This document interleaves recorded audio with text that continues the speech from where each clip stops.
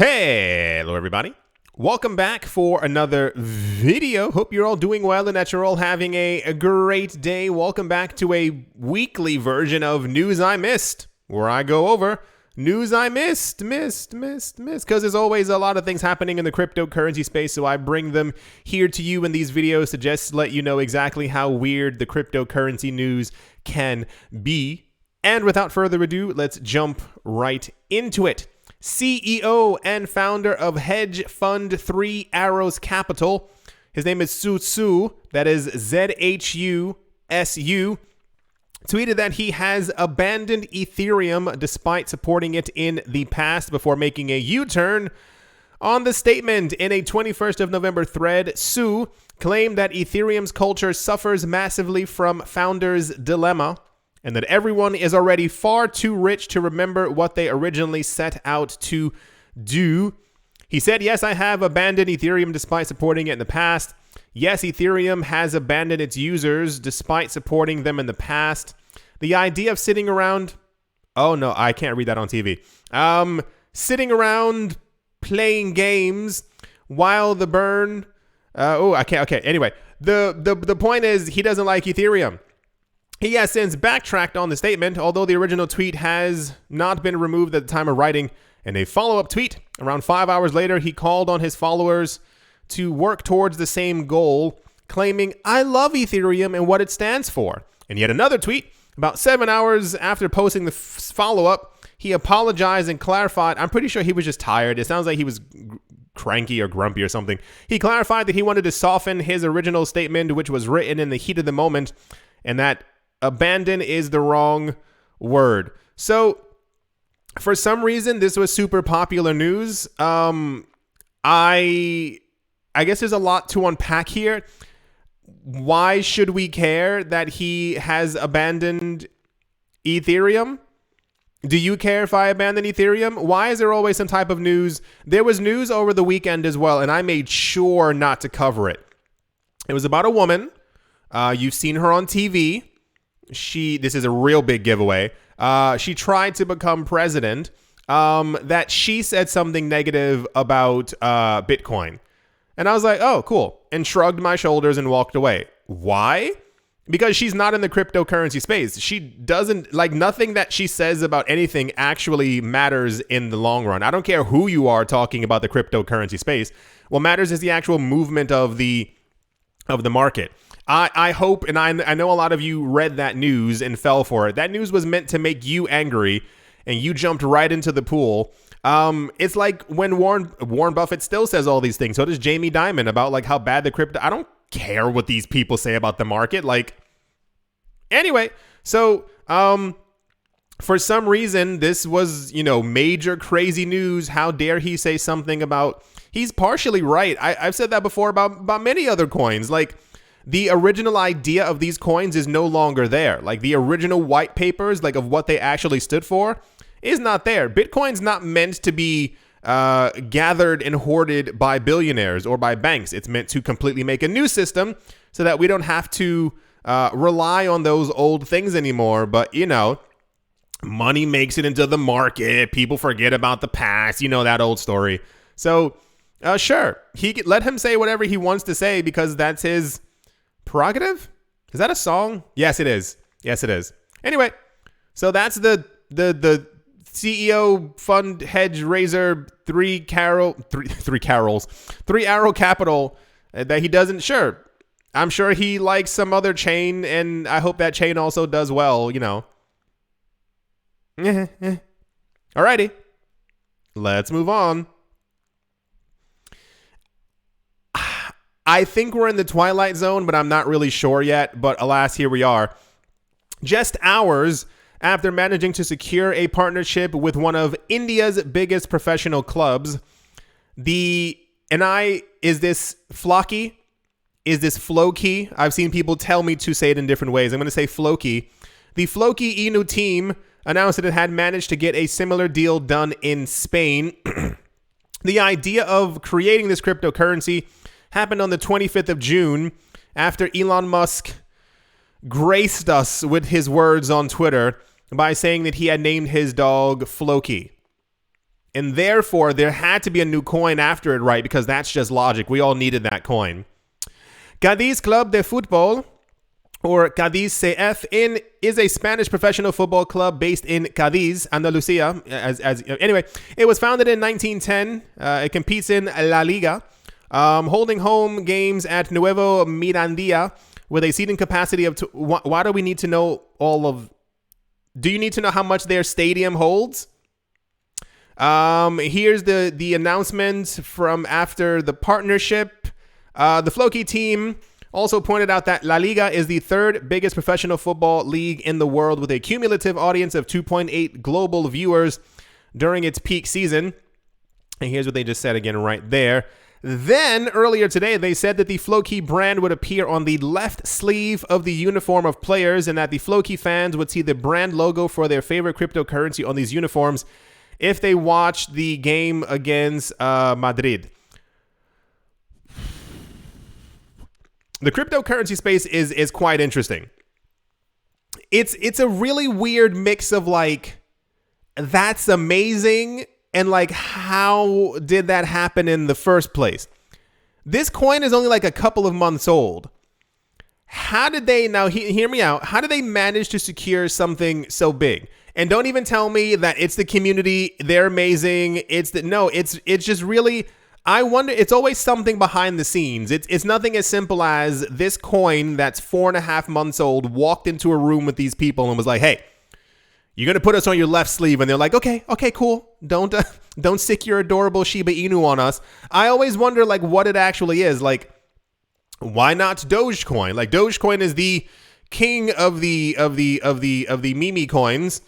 And yet it's Floki. Not saying that Floki doesn't deserve it, but you understand what I'm saying. The crypto. It's a bit of a weird market, weird space. I don't think I'm gonna understand it anytime soon. So yeah, these people secured a way to make a partnership with this club. It doesn't say anything else that they plan on doing except for being on their sleeve. But I mean, what? Okay, I'm going to assume there's not an H after this letter and that says Bitcoin. So I guess that's maybe they were looking for crypto things to partner with. I'm not really sure. Anyway, that's the Elon Musk's dog news. Imagine being able to write a tweet that you are naming your dog and then someone creates a currency from it. That's the world we live in. And without further ado, let's move on. Here's a special one. Central bank digital currencies, like Russia's digital ruble, do not pose any threat to U.S. sanctions, according to U.S. Deputy Treasury Secretary Wally Adeyemo. In a CNBC interview on Wednesday, Adeyemo argued that the U.S. dollar will remain the dominant currency in the world. Wink. Despite the increasing popularity of cryptocurrencies. Wink. Adeyemo pointed out that the digital assets provide an opportunity in lots of ways for the U.S. economy, but it's also associated with challenges such as money laundering. For those of you who are completely unaware, the U.S. dollar is the most laundered thing on this planet. The most. Not the second, not the third, the first. And it's usually, hear me out here, allegedly, so saith news stories that I've been reading over the last 20 years, it's usually the banks doing it. However, there are ways to combat this in order to benefit from the growing industry, he said. We do think that ultimately working together with countries around the world, we can address this risk by calling on the creators of digital assets to follow the rules around AML more closely. We are living in quite an interesting time. If you've been with this channel, if you remember this story, I want to say the end of 2019, maybe? No, it was definitely, it was before, 19 flew around. We had a story that there were rumors that at least 4 different countries were buying up, mining, and potentially using, wink, Bitcoin. amongst themselves. That number grew to around 7 countries by the midpoint of the year. One of said countries, allegedly, that we heard from in multiple news stories after one of their governors, something of economical, whatever the word is there, announced that the country was actually going to be buying up tons of Bitcoin. And then 2 days later was like, I've never heard of a Bitcoin, when we all saw the news 2 days before. So yes, I do agree that central bank digital currencies, of course they don't pose any threat, because I'm pretty sure that at every meeting there's someone from the US sitting there to make sure that these pose no threat. However, these countries also know that, and this is why we were getting rumors years ago that they were all buying Bitcoin and mining Bitcoin and making Bitcoin cities. So yeah, I always find news like this very fascinating. I still do not believe that central bank digital currencies are going to work. I don't mean like, on the computer work. I mean as far as every country realizes that this is an opportunity to try and get slightly more ahead than they previously were against the US dollar. They're all going to be fighting digitally each other, trying to make sure that their coin ends up being the most used one. And then none of them will be used. And around the same exact time, we'll have $1 million Bitcoin, and mum's the word. Anyway, yeah, that's the, I guess I want to say, logical news. It makes complete sense. Of course, they don't pose any problem to the US dollar, because it's going to be the stuff that's actually decentralized and that can be used on its own free will. Anyway, that's the logical news. And let's move on. Also in popular news over the weekend, it says it seems United Kingdom users will soon be unable to access Monero on one of the leading crypto exchanges. There's always been a concern about the Bitcoin competitor. Monero is not a Bitcoin competitor. I can tell you that right now. Regarding the absolute privacy that the digital asset confers, until now, it remains impossible to track or trace Monero transactions, making it the ultimate privacy coin. And governments are worried that individuals will use it to evade taxes. People already, I don't understand why this is always a hyper concern. People already evade taxes with the pound. People already launder the pound. They keep making it seem as if like we are the only industry where all this stuff is happening. Anyway, the major news being that Kraken has announced that they are going to be delisting Monero. It does not seem that this will be on the entirety of their platform, more so for people within the United Kingdom. I had already assumed that this was delisted everywhere. I thought every single coin except for, I think it's ZCash. One of them has like a switch that you can turn on and off, basically either making your transactions disappear or basically allowing the receiver to see that you have sent something. So I'm surprised that they still had it listed in the first place, because normally the chain of complaints usually goes, it's the US, the UK, Australia, and then Singapore as the top 4 countries. When number 1 goes, I have a problem, they all kind of fall and say we also all have a problem. So I'm surprised that it was on the platform in the first place. Just as a heads up, if any of you were holding on to this coin, any timeline for this to happen? It says tomorrow, 23rd of November, no longer to increase their margin positions. 25th will force all liquid margins and cancel all open. So I assume if you have this coin, move it. Major news. Sure, why not? I told you all years ago, a lot of people were asking me why I didn't have these coins in my portfolio. It's because people complain. And, can't have private transactions. Anyway, that's the Monero news. And let's moving on. And also tying directly, I guess, loosely into this news as well. There's a guy cheering right there. ZCash has surged by 20% in the last 24 hours. Woo! Helped by the euphoria surrounding its core's protocol. Decisive transition from proof of work to proof of stake. That's right, boys and girls. The ZCash price logged an intraday high of 188, rising in price. Cryptocurrency moved, yada, yada, yada. Zcash's price jumped after the cryptocurrency's main developer, Electric Coin Company, or ECC, announced that it would move Zcash's protocol from proof of work to proof of stake within the next 3 years. 3 years? That's like 9 years. The nonprofit noted that the upgrade would limit the Zcash's price's downward pressure by removing miners that immediately liquidate the token for Bitcoin or for fiat. The shift will also increase the utility for Zcash through capabilities that include yield generation through staking and a possible path to on-chain governance mechanisms for Zcash holders. Cool.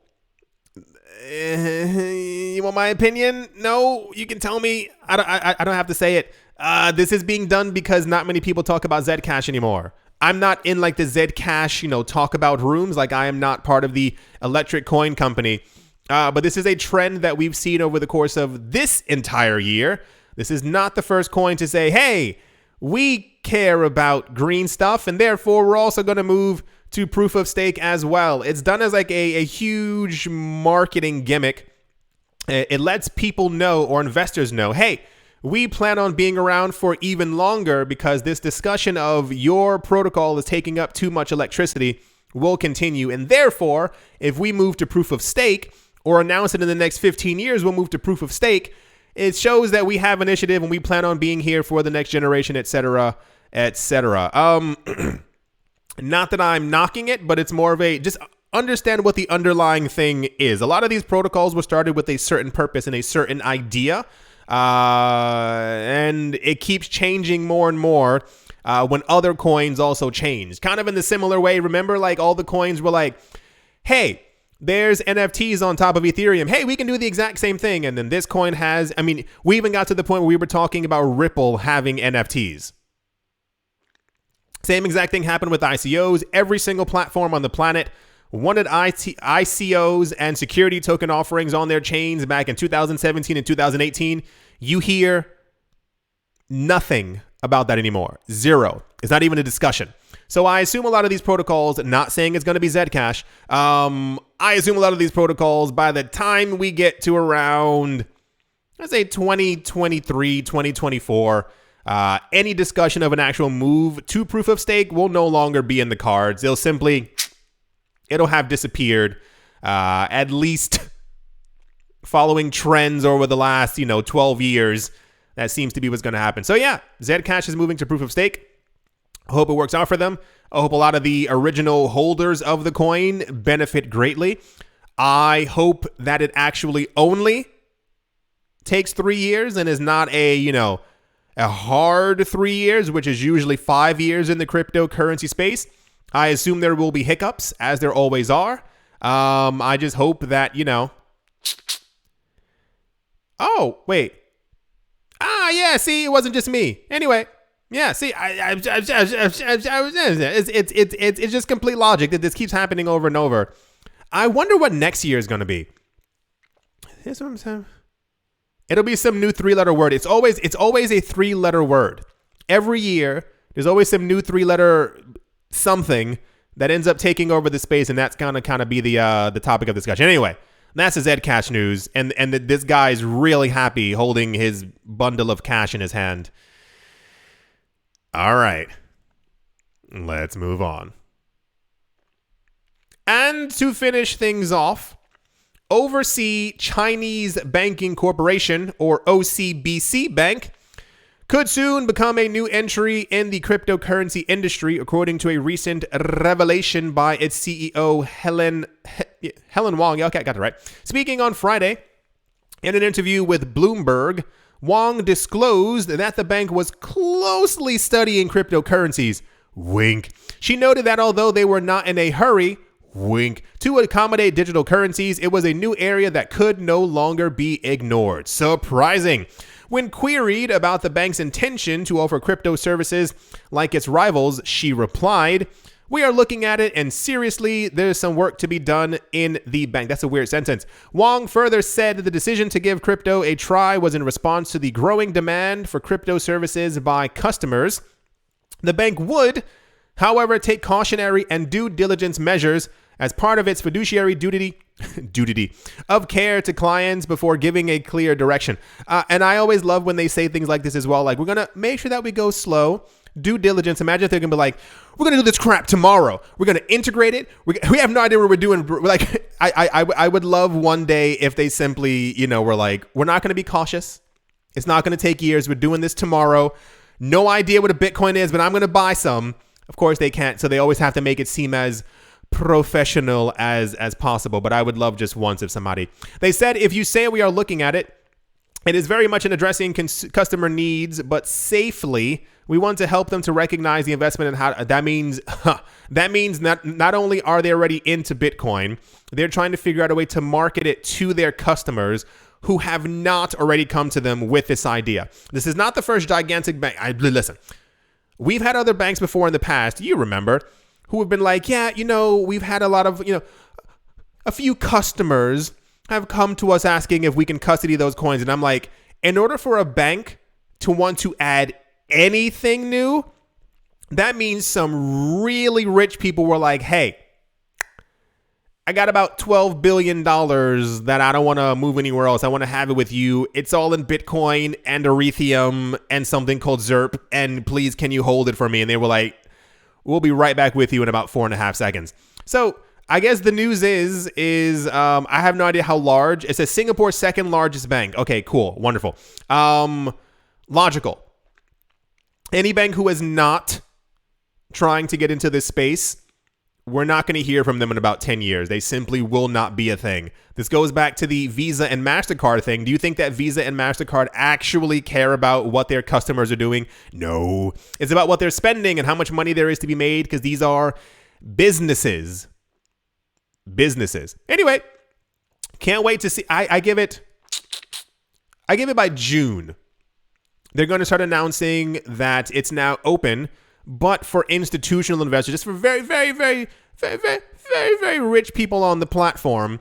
And then by the end of next year, it'll be kind of open to everyone, and you kind of get the point. I'm still waiting for this. I mean, you can't really do it in the US until they have like proper regulatory approval, which is going to take about another millennia at this point. I'm waiting for the banks to start offering like mutual funds and bonds and other things like that. Derived from Bitcoin, not futures, actual Bitcoin, because they're working on it. Anyway, so that Singapore's second largest bank is definitely looking at getting into crypto because that's where all the money is. Yeah, I do hope you all enjoyed. There was also some other weirder news, but I'd rather not talk about it. I do hope you all enjoyed. I do hope that you all are having a great day, a great morning, a great afternoon, a great evening, wherever you are, wherever you might be. I do hope that is absolutely fantastic. Thank you all once again for watching and or listening. And someone sent 72 Bitcoin, and I will most certainly be talking to you all soon. See